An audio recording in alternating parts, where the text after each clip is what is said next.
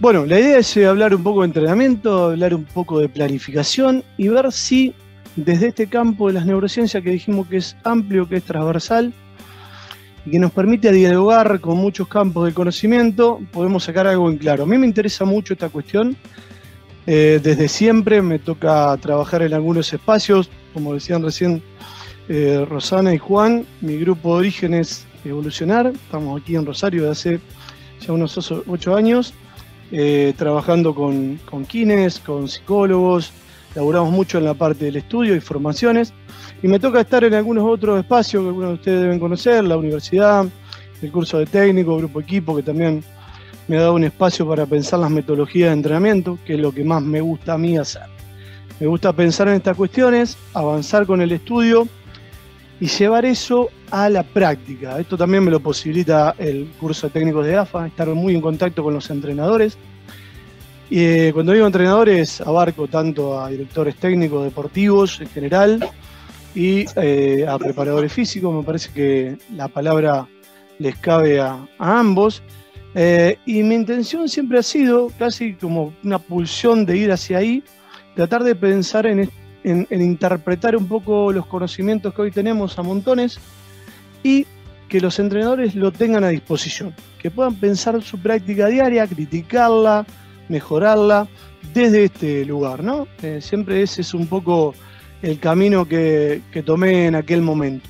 Y hay algo que me marca y que nos marca mucho en mi grupo de trabajo, que es tratar de seguir este caminito que es desde la evidencia a la ejercitación, a la tarea, ¿no? Nosotros vemos mucho en el campo nuestro, en el campo de la ciencia del movimiento y en el campo del entrenamiento del fútbol, ni hablar. Esto de poner en práctica un ejercicio, llevarlo adelante o porque está ahí, porque lo estamos viendo, porque lo vimos de un entrenador, porque el entrenador es ganador y nosotros tenemos que hacer cosas parecidas.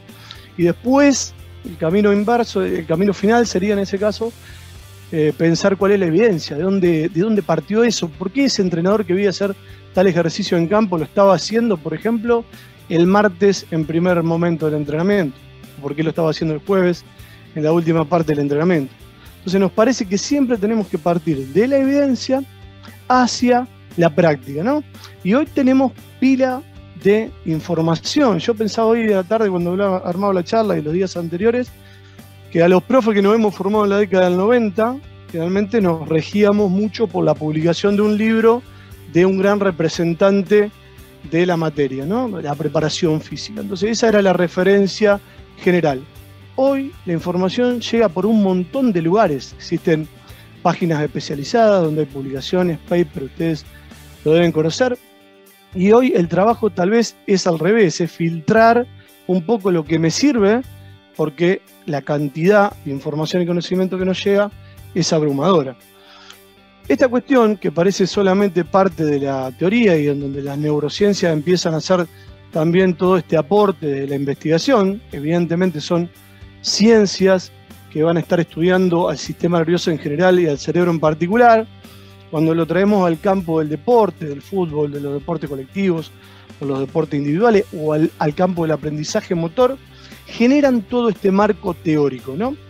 Yo creo que lo que nosotros tenemos de ventaja con respecto a otras profesiones, me refiero a los profes, a los técnicos, los que trabajamos la ciencia del movimiento y a todos los profesionales que rodean hoy este tipo de trabajo, es que nuestra práctica no es solamente empírica, ¿no? Me parece que nosotros tenemos un enlace, un puente que nos acerca rápidamente a la práctica, a la teoría, que es la planificación. Ese argumento es vital. Nosotros hacemos hincapié mucho en esta cuestión. La planificación es ese link que nos permite estar leyendo teoría y estar pensando la práctica a medida que la leo, y nos permite estar llevando nuestra práctica, nuestra planificación adelante, operacionalizando lo que pensamos como idea y estar corroborando esa práctica. Yo creo que si bien en muchas profesiones esto se da, en la nuestra está sumamente marcado. Por eso nos parece indispensable un poco el equilibrio entre estas dos cuestiones, que nosotros tenemos esta herramienta de la planificación por delante y que la tenemos que utilizar.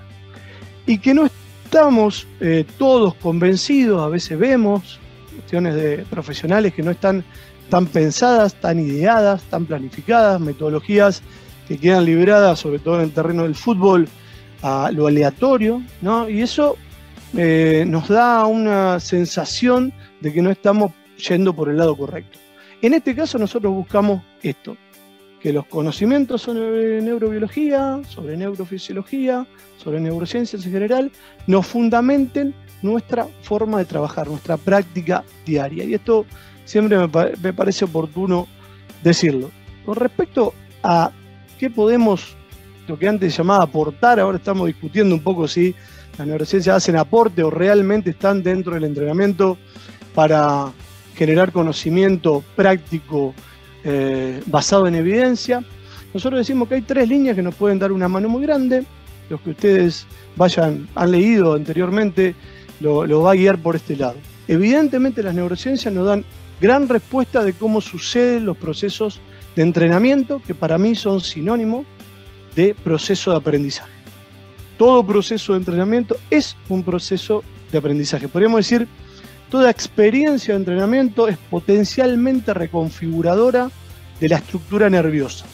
Y si lo ampliamos un poquito más, yo creo que el proceso de entrenamiento, como todos sabemos, es un proceso que cambia todo ese cuerpo del deportista, haciéndolo más amplio a esta idea de que la reconfiguración de redes neurales con el aprendizaje es lo único que cambia. Lo tenemos claro que cuando alguien aprende un gesto motor o mejora en el trabajo con ciertas cargas, el cambio es global, no es solamente en esa parte del cuerpo especializada que es el sistema nervioso. Sucede en todos lados. Para esto, poniendo un poco como sinónimo aprendizaje y entrenamiento, nosotros tenemos bastante para decir y algo de eso vamos a decir hoy. El último eslabón de esta búsqueda que hemos tenido en estos años y que algunos espacios que me dan la posibilidad de trabajar en la parte metodológica, como Grupo Equipo en Rosario, por ejemplo, y algunos clubes de gente amiga, el último eslabón es la planificación. Queremos llegar ahí de manera efectiva, queremos tener una planificación, una forma metodológica que nosotros llamamos planificación con sentido, que es un nombre que tenemos por ahora, que no está mal, pero por ahí puede cambiar en el futuro. Pero cuando trabajamos en esto nos da la sensación, como les decía antes, que este es el punto de llegada, que se conecta nuevamente con el punto de partida, que es la toma de decisión. Acá el campo de las neurociencias y de la psicología del deporte tiene mucho para decir, y a nosotros nos parece que esa es un poco la llave que dispara todo lo demás. Esto lo podríamos ver inclusive como un sistema conectado, ¿no? Como el entrenador, entendiendo la toma de decisión de una manera u otra, va a determinar qué hacer en ese proceso de entrenamiento para modificar a través del aprendizaje de estas estructuras y modificar comportamientos. Eso evidentemente calza y determina la forma de planificación, y esto va a retroalimentar la toma de decisión. Entender para un entrenador moderno las explicaciones, los paradigmas que hoy hablan sobre toma de decisión nos parece fundamental. Es ese disparo, ¿qué gatilla una acción? ¿Sí? ¿Qué motiva? ¿Cuál es el motor de dar un pase? ¿Cuál es el motor de saltar a cabecear, de retroceder, de seguir corriendo? Y nos corremos un poquito de esta idea de la vieja concepción de la psicología del deporte, de la motivación, que está muy bien, pero nosotros queremos ir un poquito más allá. Queremos saber realmente lo que hoy la ciencia dice con respecto a esta línea de la toma de decisión. Y hacemos hincapié en esto de la evidencia, lo estudiado, que en nuestro campo hoy necesita una apertura como la viene teniendo tal vez en otros países. Nosotros tenemos un poquito de demora en esto, de empezar a hacer investigación en ese lugar preciso donde sucede la acción, en ese lugar preciso donde sucede la vivencia del aprendizaje, esos lugares donde el deporte se desarrolla. A nosotros nos parece que cualquiera de nosotros tiene esa posibilidad. Todos tenemos datos del entrenamiento, menores o mayores, con tecnología, sin tecnología, y estaría buenísimo que desde este lugar, desde nuestro país, de Latinoamérica, que tiene un poquito de retraso con respecto a esto, empecemos a generar datos, información y conocimiento para que podamos intercambiar, como lo estamos haciendo tal vez de esta manera en este encuentro. Nosotros apuntamos mucho a eso y empujamos mucho esta idea, ya sea en instituciones, ya sea en clubes, ya sea en algunas instituciones comunales o provinciales, pero que empiece a aparecer esta ciencia que se nutre y que nace y se alimenta en ese lugar preciso. Hoy las teorías ecológicas nos hacen ver que nosotros podemos generar un montón de evidencia para repensar nuestras prácticas, pero tiene que ser ahí, no en un laboratorio, no bajo un microscopio, que también nos traen un montón de información interesante. Pero creo que tenemos que propiciar esa investigación ahí, en el campo, en donde sucede, en ese contexto único y irrepetible donde sucede la acción deportiva. Entonces, siempre me parece interesante empezar con este esquemita, que es un viejo esquemita que le llamamos esquemita de los círculos, para entender cuáles son las dimensiones que afectan a la experiencia motriz, desde el campo de las neurociencias, desde el campo de la biología en general. Cada experiencia motriz tiene un componente o tiene una dimensión cognitiva. ¿De qué hablamos? Cuando hablamos de cognición, hablamos de conocer ese medio, ese entorno, ese ambiente que rodea a esa persona que se está moviendo. Entonces, evidentemente, la experiencia motriz que ustedes hacen vivir a sus deportistas el lunes en ese ejercicio inicial de entrada en calor, tiene un componente, una dimensión cognitiva intrínseca. Otro de los componentes o dimensiones de la experiencia motriz es la emoción, lo emocional. Evidentemente también esto es indivisible. Yo no le puedo decir al deportista, vengan a entrenar, dejen la emoción en el bolso y vengamos sin las emociones a entrenar.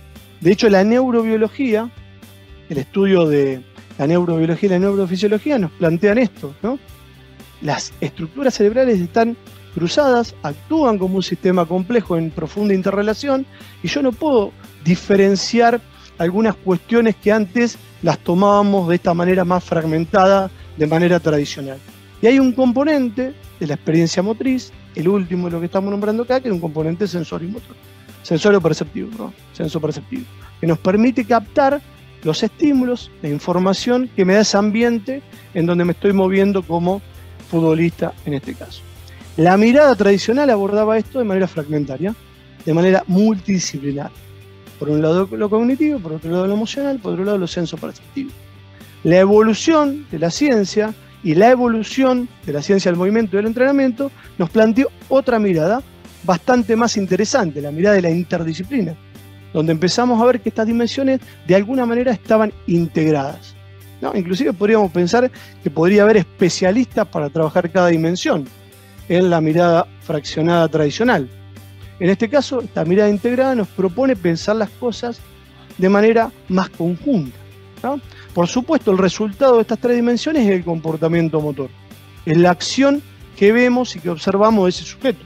Ese es el producto final de esta versión sumatoria tradicional, cognición, emoción y sensopercepción por separado, ¿sí? Y esta versión integrada que vimos desde hace algunos años, sobre todo con la llegada al entrenamiento deportivo de las ciencias cognitivas, ¿no? Que ahora vamos a hablar un poquito de eso. Y hoy se nos abre la puerta a pensar otra dimensión. Pensar, como decíamos recién, desde la neurobiología, que estas cosas no están divididas y que se manifiestan como un todo, que propone una mirada o una lectura transdisciplinar, ¿sí? Que es un paso más de la interdisciplina. Es cuando realmente empiezo a compartir con otros campos, a debatir, y una consigna que a mí me gusta mucho es invadir y dejarse invadir. La transdisciplina es eso, es estar con otros especialistas y yo no sobrepasar los límites de incumbencia del otro, sino poder opinar y saber sobre el conocimiento del otro y dejar que el otro opine sobre mi conocimiento. No en el área de las incumbencias prácticas profesionales, pero sí en el área de pensar qué hacemos con la motricidad. Entonces, en este caso, la mirada más sistémica, compleja, esta última que estamos abordando, la cognición, la emoción, como nos indica la neurobiología, y la sensopercepción son parte de un mismo todo. La pregunta es, ¿por qué fraccionarlo? ¿Para su estudio o para su entrenamiento? ¿No? Más allá de que en el entrenamiento o en el estudio podamos estar haciendo foco sobre alguna de estas dimensiones. Esa es un poco la postura epistémica que nosotros hemos concordado con muchos de los avances que vienen dándose hoy en nuestras teorías del entrenamiento. Ahora, para empezar a pensar esta cuestión, decimos que la experiencia es potencialmente modificadora de la estructura, desde el conocimiento de este mecanismo central del sistema nervioso que es la neuroplasticidad o la plasticidad neural. Ahora ahí dice, la experiencia significativa modifica la estructura, y si se modifica la estructura, se modifica la funcionalidad de esa estructura, ¿no? A medida que modifico la estructura, modifico la función, se modifica la función, modifico la estructura. Esto es interesante para que empecemos a pensar esa parte del entrenamiento que nos corresponde a nosotros. Las preguntas que surgen, bueno, ¿cómo genero una experiencia significativa? Otra gran pregunta es, ¿qué es una experiencia significativa? Si hablaríamos de animalitos que corren por la pradera, podríamos entender que es una experiencia significativa bastante más fácil que cuando pensamos en seres humanos. Pero nos planteamos esta pregunta porque evidentemente nuestro entrenamiento para dejar una huella, para dejar un conocimiento, tiene que estar planteado de manera inteligente. Y para esto estudiamos la biología humana. Para que ese estudio de la biología nos empiece a dar respuesta en qué hacer el lunes y qué hacer el martes, a la hora de, por ejemplo, contar mi idea de juego. ¿Cómo cuento yo mi idea de juego? ¿Cuáles son los recursos que puedo tener para transmitir a ese equipo o a ese deportista en singular eso que quiero que haga en la competencia del día domingo? Y a mí me gusta mucho jugar con esto, esta concepción de Maturana y Varela que habla de la biológica.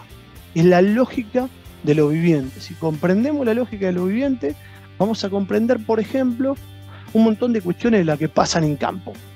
Esa es la cuestión. Inclusive daría un paso más.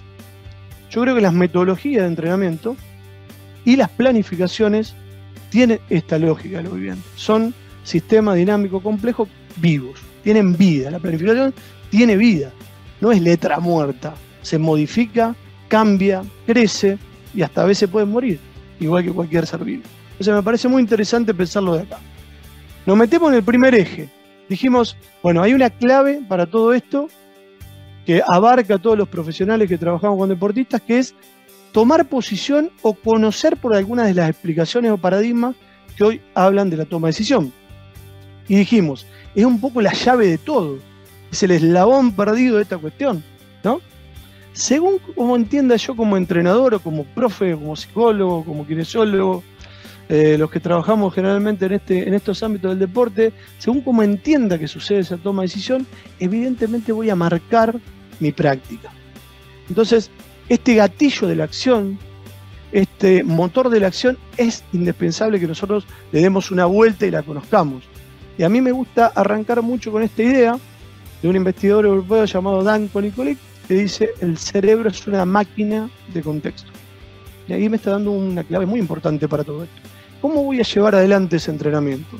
¿Cuáles van a ser las pautas metodológicas de esa planificación para un desarrollo técnico, táctico y físico? Que si pensamos en el esquemita de los círculos anteriores, también se podría poner lo técnico, lo táctico y lo físico en alguna de esas pelotitas y ir jugando de la misma manera hasta el final, ¿no? Pensar que lo técnico, lo táctico y lo físico son parte de un mismo componente, que es ese cuerpo que se pone en movimiento en un entorno determinado. Y acá nos está diciendo algo de lo importante de ese entorno. ¿Cuáles van a ser los ejercicios que voy a elegir para trabajar si sé que esa persona, si ese sujeto que tiene un cerebro para interpretar y conocer su entorno necesita de claves del contexto? Necesita conocer ese contexto para darle un sentido. Y aparece una palabra que acá es muy importante. Dar sentido, interpretar, comprender, decodificar. Podríamos jugar con esa gama de palabras y de verbos para entender que necesitamos dar contexto para que ese sujeto se ubique, entienda, le dé sentido a lo que está haciendo. Y cuando hablamos de toma de decisiones en este tipo de deporte y en los deportes en general, para mí tomar decisión aún, esta toma de decisión existe en los deportes más estereotipados, ¿sí? En los deportes cíclicos también hay un motor que nos lleva a movernos o no, este gatillo de la acción, pero en estos deportes generalmente está muy vinculado la toma de decisión a lo visual, a cómo se percibe desde lo visual. Y eso no está mal, ¿no? Pero evidentemente hay un montón de estímulos que en esa dinámica no lineal de este tipo de juegos que estamos estudiando mayoritariamente, que es el fútbol, nos permite y nos demanda, ¿sí?, una percepción de un montón de cosas: rivales, compañeros, pelota, público, ruido y demás. Entonces nos estamos quedando cortos cuando entendemos o analizamos la percepción y la toma de decisión solamente de esta mirada de lo visual, ¿no? La percepción es mucho más amplia que eso.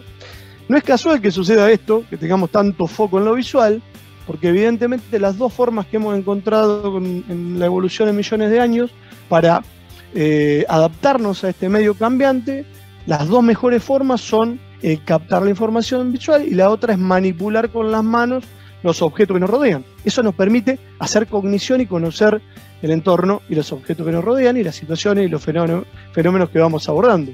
Pero nos quedamos cortos cuando pensamos en lo visual. Otra de las formas sería pensar que los procesos cognitivos y perceptivos solo suceden adentro del cráneo por la interpretación y accionar de nuestro cerebro. Eso también para la visión moderna de la cognición ha quedado corto.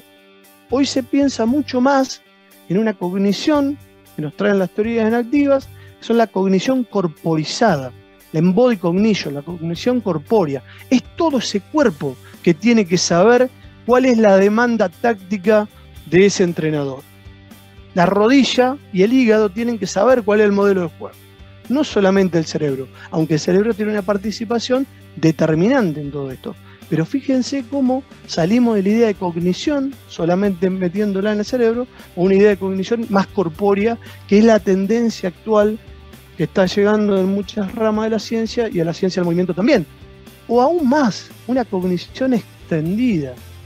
Lo que me rodea forma mi cognición, hace que yo cognice de una manera determinada.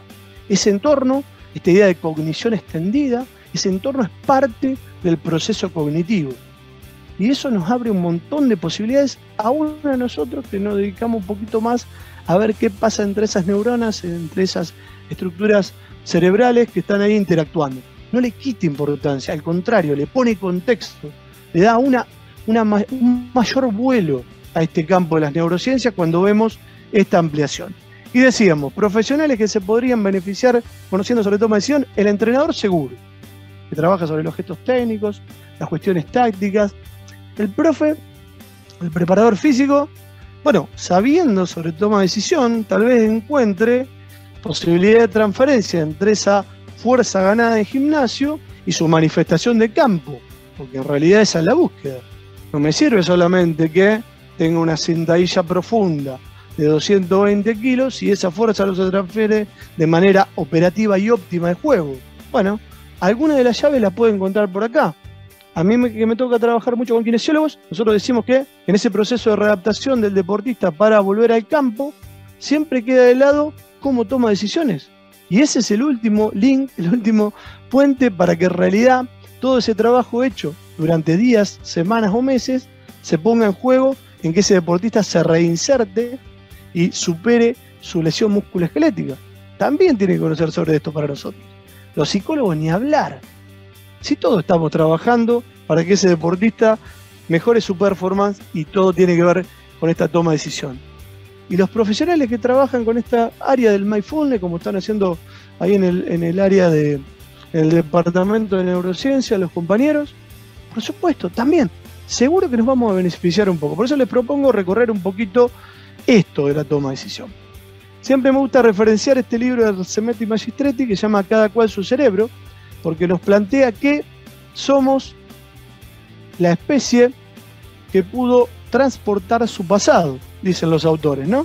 En base a las experiencias que nosotros hemos categorizado como significativas, hemos encontrado evolutivamente la forma de transportar nuestro pasado para ponerlo en juego en situaciones futuras.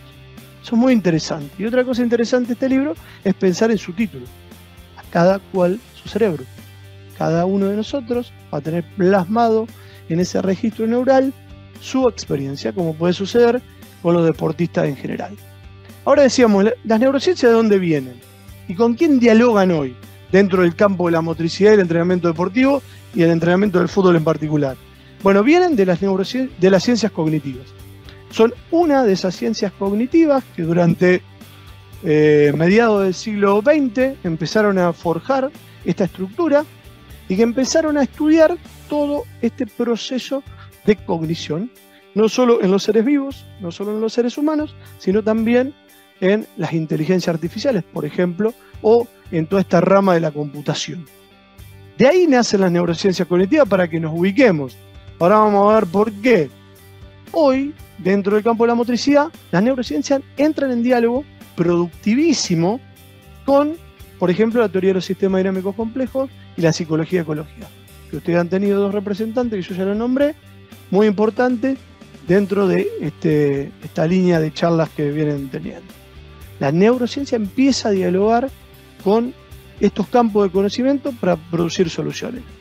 Y una más, que posiblemente marque el futuro de todos los que estudiamos estos campos y la motricidad humana y el entrenamiento, que son las teorías enactivas. Simplemente nombrarlas, porque posiblemente, y yo hago voto para que eso suceda, las teorías enactivas van a dar respuesta mucho más precisa, la que tenemos ahora, para explicar cómo sucede el movimiento humano, y eso va a impactar de manera positiva, seguro, en nuestra metodología de enseñanza y entrenamiento. Entonces, marcar un poco el mapa de dónde estamos hoy, las cosas que estamos estudiando hoy y las cosas que podemos llegar a estudiar en el futuro, sobre todo con esta cognición, como les decía hoy, corporizada. Este concepto es súper interesante para pensarlo en adelante. Bien, a mí me gusta ver siempre este ejemplo, ¿no? Cuando hablamos de toma de decisión, grandes preguntas que nos hacemos, ahí está la referencia que vamos a tomar del paper del grupo de estudio de sistema complejo español, Natalia Baragué, Rafael Paul, Carlota Torres y otros, y me gusta pensar esta cuestión de la toma de decisión desde estos ejemplos. Primera pregunta, interesante para hacer. ¿Cuándo empieza y cuándo termina una toma de decisión, no? Una pregunta interesante. ¿Cuándo empieza y cuándo termina? O la toma de decisión es un continuo, donde van destacando algunas cuestiones. Por ejemplo, una toma de decisión que se extiende 45 minutos, ¿no? Y que van destacando algunos momentos. Otra de las preguntas que siempre surge es, ¿esta toma de decisión es voluntaria? ¿Es consciente o es subconsciente? ¿O es inconsciente, para complicarlo un poco más, conceptualmente hablando, ¿no? ¿Cómo sucede? Y acá podríamos empezar a hablar de algunas cuestiones, como por ejemplo, si hay alguna división o contraposición entre el concepto de voluntario e intencionado. ¿Será lo mismo? Esas son las preguntas que aparecen en estas cuestiones, sobre todo en las explicaciones que vamos a dar sobre la toma de decisión en este tipo de deportes, que generalmente tiene una demanda de tiempo muy acotada. Hoy hay dos teorías que describen muy bien esto y que dan diferentes explicaciones. La primera es la teoría de la neurociencia cognitiva, que nosotros recién situamos. ¿Sí? Esta es un poco la referencia de este trabajo de investigación que yo traigo a colación, que se pregunta un poco en qué momento empieza la toma de decisión, ¿no? ¿Y por qué está condicionado?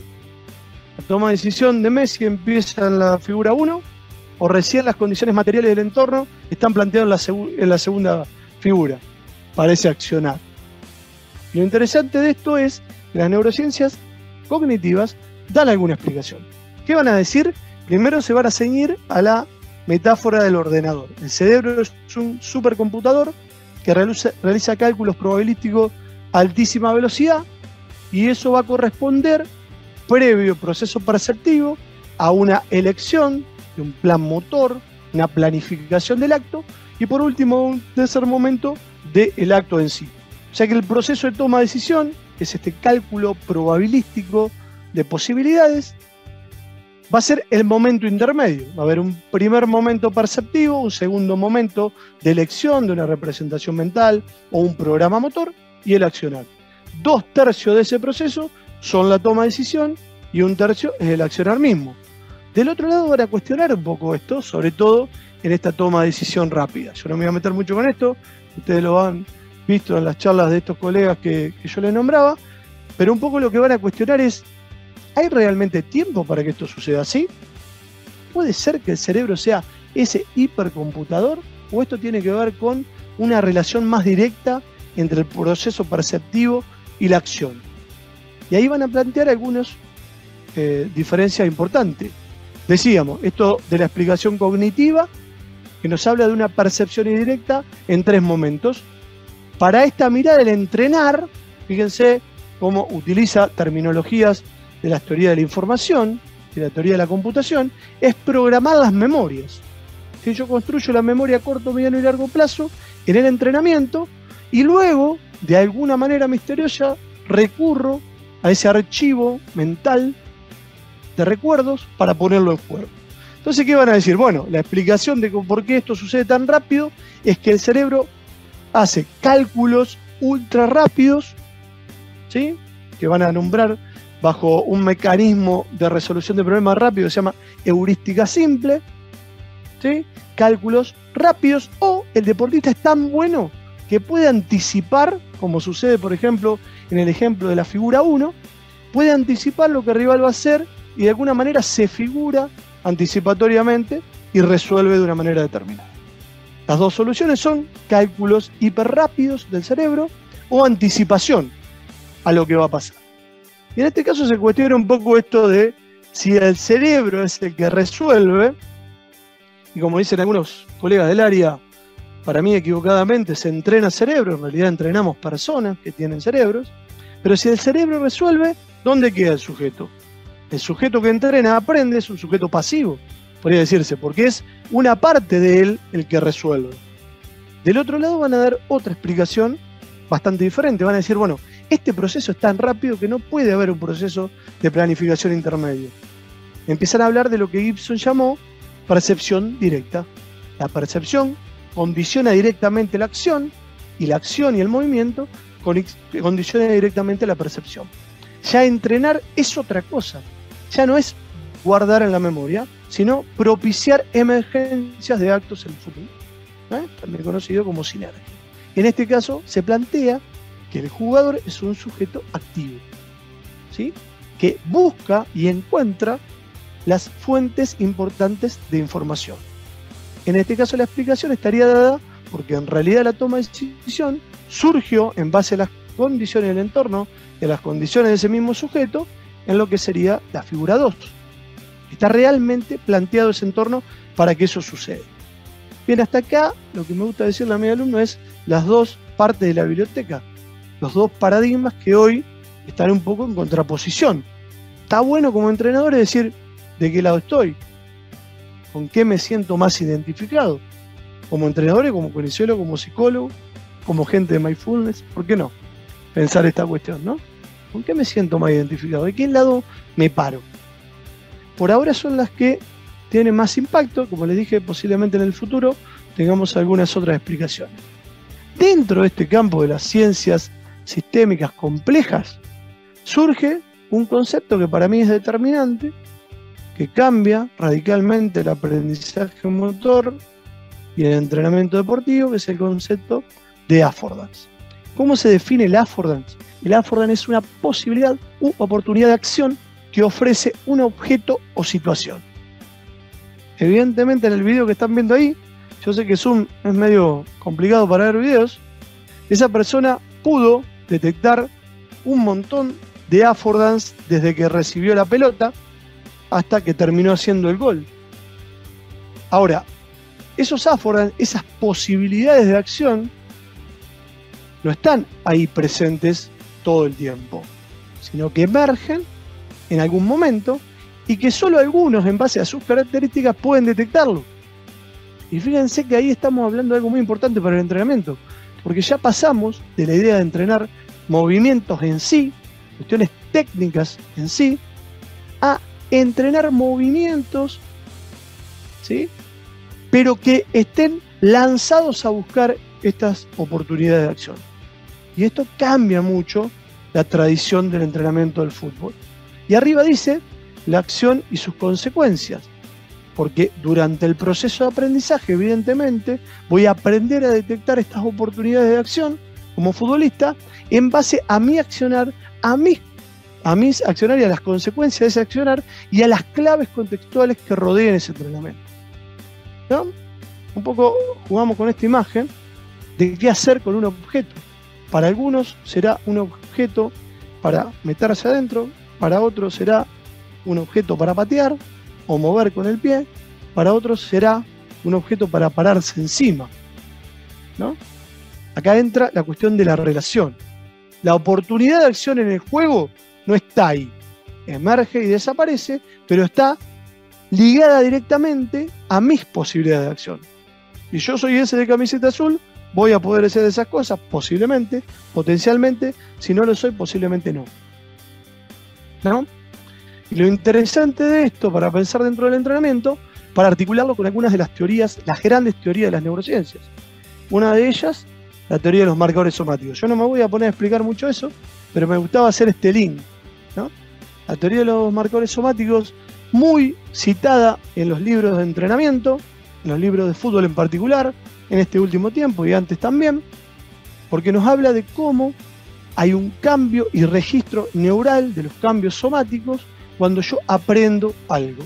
Y cómo esa experiencia aprendida, esa vivencia, deja un registro emocional que puede gatillar o no una acción en base a esa experiencia positiva o negativa que haya tenido con una experiencia similar del pasado. Entonces, esta teoría o hipótesis de los marcadores somáticos de Antonio Damasio la podemos tomar en cuenta ahora para entender este concepto de affordance. Esas posibilidades de acción van a surgir en base a este aprendizaje en donde siempre está involucrado esta dimensión emocional que marca, que categoriza la experiencia. O sea que una de las vías para conseguir un aprendizaje significativo, que perdure como potencialidad a largo plazo, es que esa experiencia se tiña de emoción. Que la emoción de esa experiencia la categorice como importante. Y otra de las teorías lindas para pensar, dentro de las grandes que hay, 4 o 5 dentro de las neurociencias, es la teoría de las neuronas en espejo, que deben haber escuchado más de una vez. Y este estudio de Iacoboni, uno de los más representativos, nos habla un poco de esto y de los affordance, ¿no? En este estudio brevemente se los cuento, se les mostraba a los sujetos imágenes, ¿sí? Algunas imágenes de acciones en sí mismas, como tomar una taza de una manera o de otra, y después se les mostraban contextos. Esos contextos son un desayuno, y luego se introducía esa acción de tomar la taza en un contexto. Y se monitoreaba la actividad de las neuronas de la corteza motora primaria, para ver cómo estas neuronas espejo espejaban eso que estaban viendo, ¿no? Y dentro de lo interesante aquí es saber que cuando uno detecta algo que está viendo como intención, decodifica o descifra ese movimiento que tiene una intención, siempre corresponde a ese contexto en lo que está rodeado. Y nosotros entendemos la oportunidad de acción que nos da un objeto, en este caso la taza, pero podríamos pensar en una situación propia, cambiante, dinámica del fútbol, entendemos esa posibilidad de acción en base a nuestras experiencias. Si no sabemos qué es una taza, muy probablemente no la agarremos o la agarremos de una manera que no sea la más precisa. Cuando esa taza está en un contexto, me puede estar indicando que esa taza está llena de café caliente, entonces la voy a agarrar de una manera, pero si ese contexto es diferente, como por ejemplo un desayuno que ya terminó, esto es lo que plantea el estudio, yo la voy a tomar de manera diferente. Entonces, los objetos nos dan oportunidades de acción, pensemos esto en el campo del entrenamiento del futbolista, pero en base a las condiciones propias. Esta es la relación que hace emerger el affordance, esta posibilidad que aparece y desaparece. Me parecía interesante reflejarle esto porque ahora nos vamos a poner a pensar qué hacemos con el aprendizaje deportivo motor. ¿Cómo guío ese proceso para educar, entre comillas, esa toma de decisión y que esa toma de decisión sea efectiva? ¿Cuáles van a ser los mejores contextos para esto? Y recorrer esta cuestión, ¿no? ¿Podríamos hablar de neuroplasticidad significativa? Esa que deja el registro. Porque cualquier percepción nos genera un cambio neural que va a ser el asiento último biológico de un aprendizaje y un conocimiento.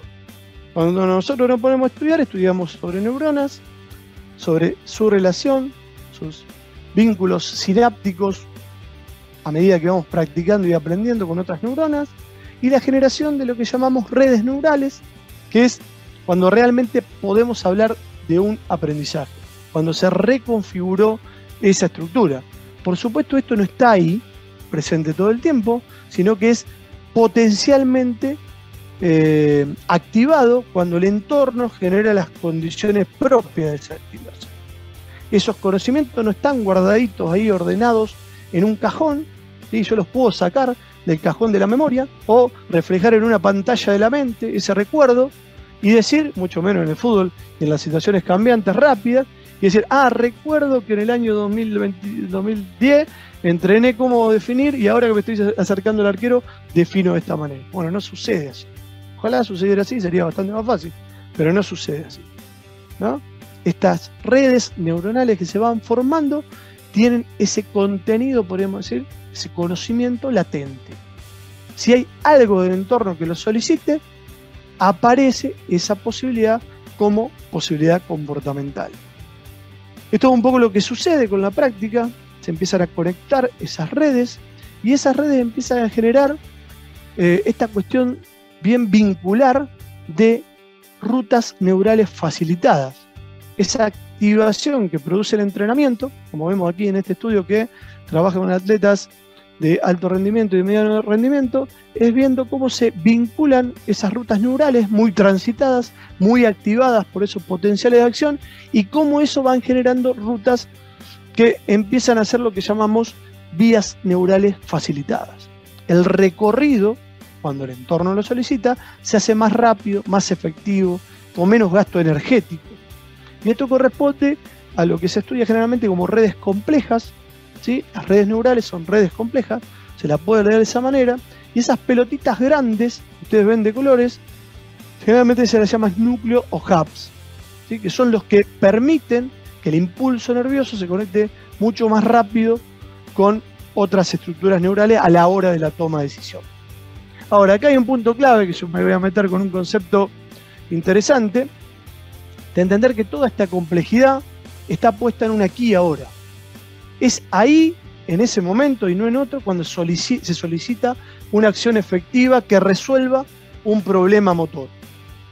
¿Cómo surge esto? Bueno, una de las cosas interesantes a pensar es esto que Natalia Balaguer y Carlota Torna en su libro Complejidad de Deporte explican en las primeras 20 páginas y que suele ser muy interesante para los que trabajamos en motricidad, que es que complejo no es igual a difícil ni a complicado. No es sinónimo, ¿no?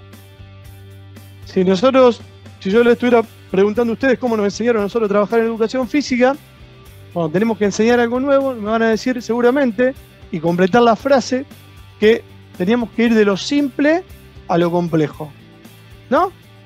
La mayoría de nosotros, Latinoamérica, repetimos ese mantra, de lo simple a lo complejo. Bueno, en esta cuestión radica mucho de las posibilidades de entender estos principios de neurociencia que estamos tratando de acercar a la planificación. Algo complejo no es sinónimo de complicado. El acto motor se puede complicar y dificultar de muchísimas maneras, pero la complejidad del entrenamiento del juego se entrena, esa toma de decisión, esa acción se entrena en contexto, con los elementos propios del juego, que mantienen su complejidad. Entonces, hacer esta diferenciación es interesante, sobre todo porque todo movimiento es complejo. La complejidad, lo sistémico, tiene un operar que nos dice que ese conjunto de partes que componen ese sistema complejo, ese conjunto de elementos, se relacionan entre sí y producen un algo superior, un todo diferente. Por ejemplo, alguien que se mueve, ¿no? Esto que parece simple, que es mover el dedo, en realidad es un movimiento que podemos caracterizar como complejo, ¿sí? Es simple y es complejo al mismo tiempo, porque para mover el dedo se tiene que articular el sistema nervioso, el sistema respiratorio, el sistema endocrino, el sistema musculoesquelético, el sistema circulatorio. Todos esos componentes que hacen a lo complejo se tienen que articular para mover el dedo, que es realmente un movimiento simple. Ahora, ¿qué nos trajo a nosotros en el entrenamiento esto? Una dificultad que muchos entendimos, y levanto la mano, que para entrenar simple había que romper el movimiento, fragmentarlo, fraccionarlo, entrenar y enseñar parte por parte para que esa sumatoria determine un todo. Trajo esta dificultad. Lo que nosotros proponemos desde hace un rato largo es pensar que en realidad tenemos que pasar de un nivel de complejidad del movimiento a otro nivel de complejidad del movimiento. Ir de lo complejo a lo complejo. Esa es la propuesta que hacemos de aquí, leyendo las cuestiones que estamos leyendo sobre neurociencia, neurobiología, complejidad. Un poco una versión argenta de estas cuestiones, ¿no? Porque ahí nos haría repensar la forma de enseñar un acto motor, una acción en sí misma, un movimiento o un concepto técnico, táctico que tiene su complejidad inherente.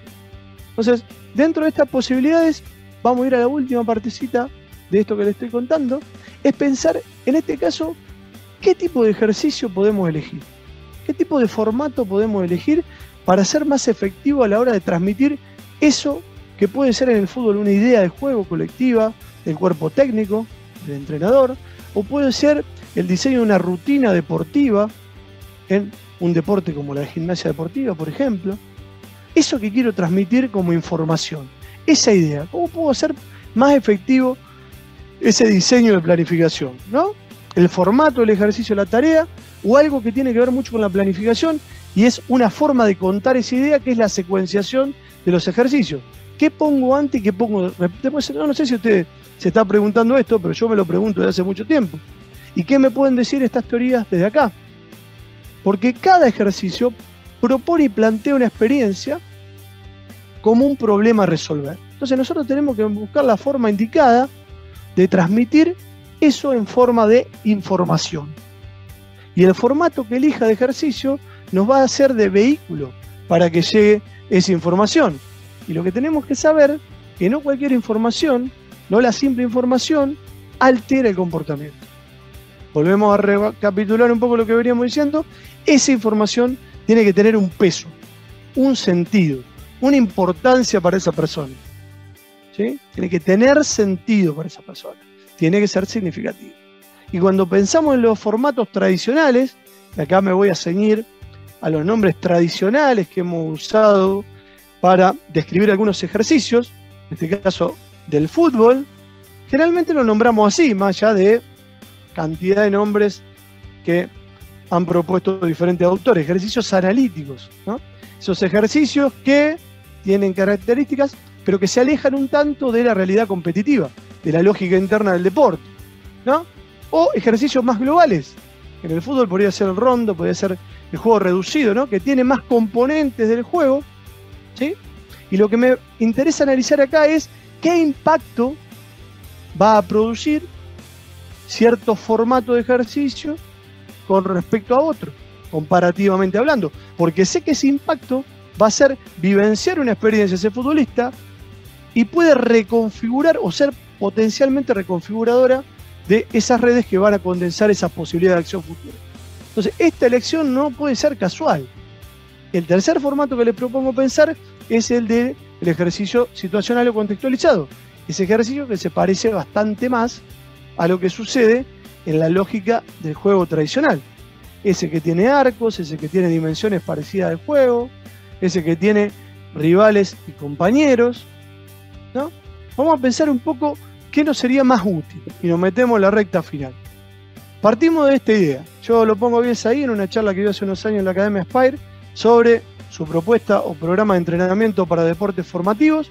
Y él dice algo muy importante e interesante, dice varias cosas importantes e interesantes, pero dice una que nos va a ayudar a pensar este tipo de formato y su impacto a nivel aprendizaje cuando uso uno u otro o combino uno u otro.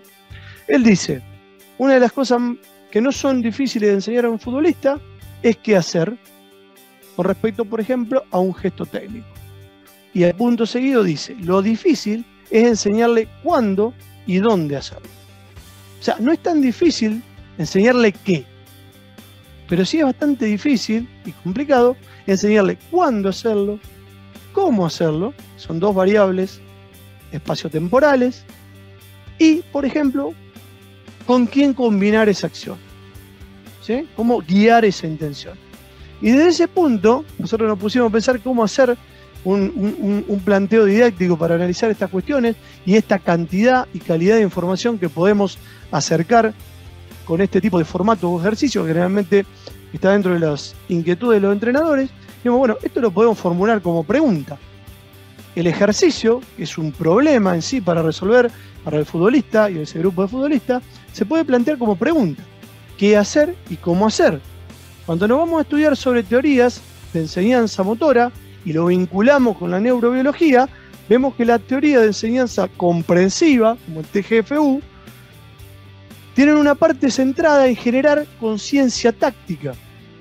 El TGFU, esta línea de trabajo formativo de enseñanza, que se suele llamar como aprendizaje y enseñanza comprensiva, busca no solo el entrenamiento con ejercicios contextualizados, sino que busca la reflexión para generar en ese sujeto la conciencia táctica. Y acá aparecen las preguntas de nuevo. Yo genero un ejercicio y pregunto, busco una reflexión, busco una respuesta de qué hacer, cómo hacerlo y para qué hacerlo, podríamos agregar ahí. Esta línea, que se divide en un montón de formas de trabajo sobre lo comprensivo, también se plantea cómo le enseño qué hacer y cómo hacer a ese futbolista en una situación determinada. Y las líneas más sistémicas, más relacionadas con la pedagogía no lineal, el differential learning, el constrained approach, también hacen esta pregunta, pero la hacen de manera implícita. Uno de los principios de la pedagogía no lineal, muy en boga hoy, dentro de las teorías sistémicas para el trabajo con futbolistas en todos los niveles, para el trabajo formativo más que nada, dice, el entrenador debe preguntar con la palabra y el jugador o el deportista debe contestar con la motricidad, con el gesto motor, ¿no? Pero están estas preguntas de qué hacer, cómo hacer, cuándo hacerlo y cómo hacerlo. Entonces nos empezamos a preguntar esto. Fíjense que hay una categoría de preguntas que es qué y cómo, que nos ciñe mucho a la idea de la técnica, ¿no? Del gesto en sí, del movimiento. ¿Qué hago y cómo lo hago en una situación determinada? Cuando entra la variable temporoespacial, cuándo y cómo, eso toma un contexto. No es lo mismo un pase de salida o un pase de recuperación en mi área que un pase de finalización, un centro atrás, o un pase de transición ofensiva rápida. Estamos hablando del mismo gesto, pero una situación en un contexto determinado que toma otro sentido. O sea, la táctica y la intención modificaron el sentido de ese gesto motor. Y hay dos preguntas más que son vitales a la hora de enseñar. Ya sea que pregunte, como las teorías sistémicas con el juego, esa resolución aquí y ahora plantea al futbolista qué hacer, cómo hacerlo, dónde hacerlo, cuándo hacerlo, por qué para hacerlo. Ahí están las dos preguntas que terminan de cerrar este planteo. ¿Qué, para qué y por qué hacerlo? O sea, la intencionalidad de ese gesto. Entonces, cuando pensamos en un formato analítico, decimos, bueno, ¿para qué nos serviría? O no sirve para nada porque ahora somos súper contextualizados y sistémicos y nos olvidamos de esto. O la típica pregunta, profe, vi a gente que hace periodización táctica y estaba haciendo un analítico de ronda de pase. Bueno, para algo le servirá. Nadie está diciendo que esto no sirve. Durante 100 años entrenamos futbolistas y deportistas así. Evidentemente nos da mucha posibilidad de práctica, todos lo sabemos. Pase y recepción 120 veces. No tiene posición, no tiene realidad de juego, no tiene lógica interna, pero nos permite focalizarnos en la parte técnica de qué y cómo hacer. Ahora, si el proceso es estrictamente analítico, ese proceso va a tener poca posibilidad de transferencia, pero no hay que desechar este tipo de trabajo fragmentado. Dan una información parcial. ¿Qué pasa con los ejercicios globales?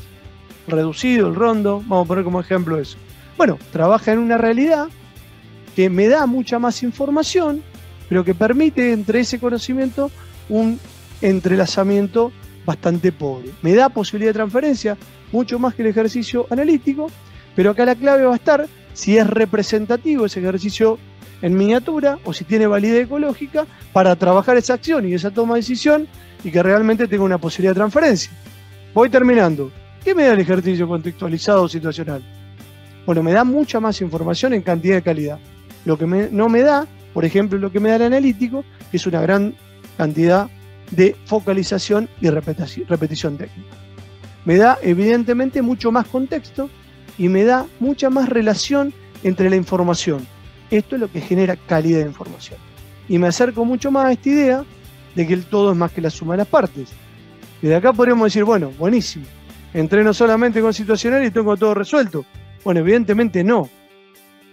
Evidentemente no. Lo que nosotros planteamos, una de las soluciones que hemos encontrado a esto es una secuenciación de sesión, que hemos llamado todo parte todo. Hay una referencia en inglés que se llama igual, pero no es lo mismo, que se basa en estos conocimientos de neurobiología para generar un tipo de sesión particular. ¿Qué cuál es? Traer a lo primero lo que generalmente hacíamos a lo último. Hipercontextualizar radicalmente ese primer momento de trabajo darle una posibilidad a ese trabajo inicial, a ese momento inicial, de trabajar la acción y la toma de decisión en ese medio ecológico. ¿Y qué hacemos con lo global y qué hacemos con lo analítico? Lo ponemos a la mitad, lo ponemos en el medio. Evidentemente esto sale de aquello planteo global, analítico, global, de la educación física tradicional, pero lo lleva al extremo. Porque ese ejercicio inicial o ese momento inicial, ese conjunto de ejercicios iniciales, va a ser lo más parecido posible al juego. Va a tener ciertas características, pero plantea trabajar el concepto de la sesión, el eje principal, los principios de la sesión desde el primer momento. Por ejemplo, aprovechando la falta de fatiga que teóricamente tiene el futbolista a la hora de empezar. ¿Qué buscaremos de acá? Replicar la complejidad toda del juego y entrenar desde ese momento la acción situada. Fíjense que 2/3 de la planificación del día son trabajados en especificidad, como dice Frade, especificidad con mayúscula. En el medio, ¿qué hago? Focalizo. ¿Utilizo el analítico? Sí, ¿por qué no? ¿Utilizo el global? Sí, ¿por qué no? Utilizo todo lo que utilicé siempre, pero le doy otro contexto. Ese momento inicial me planteó otro contexto. Y con qué cierro, con un ejercicio parecido a jugar. Esta es una gran sesión para entrenar y para enseñar. A modo de metáfora solamente visual, ¿qué pasaría con las redes neuronales? Bueno, en un primer momento activaría colectivamente todo ese conjunto de conocimientos para luego ir a trabajar sobre la parte, para luego hacer esta focalización. ¿Y qué hago al final? Integro todo en esa síntesis, en esa situación preferencial, si le quieren llamar así, en esa cercanía con el juego, para lograr eso. Una síntesis y un estadio jerarquizado diferente a lo que pensé.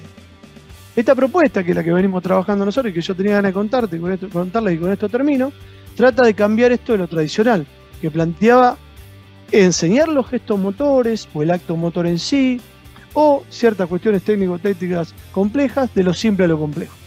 En este caso estamos hablando de lo complejo a lo complejo, porque el movimiento humano siempre es complejo.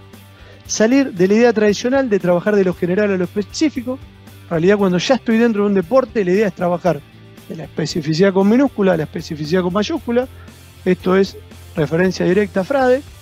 Salir de entender el proceso como un proceso lineal y acumulativo para entender un proceso no lineal de aprendizaje y jerarquizado. Y esta que me gusta mucho, salir de la idea de un futbolista adaptado y pasar a la idea de un futbolista o deportista adaptable y autónomo. Esa es una diferencia radical en todo eso. Termino con la frase de Oscar Cano, que dice: cuando se habla de sencillez y de complejidad, estamos hablando de lo mismo. La palabra simple no es equivalente a la palabra sencillo.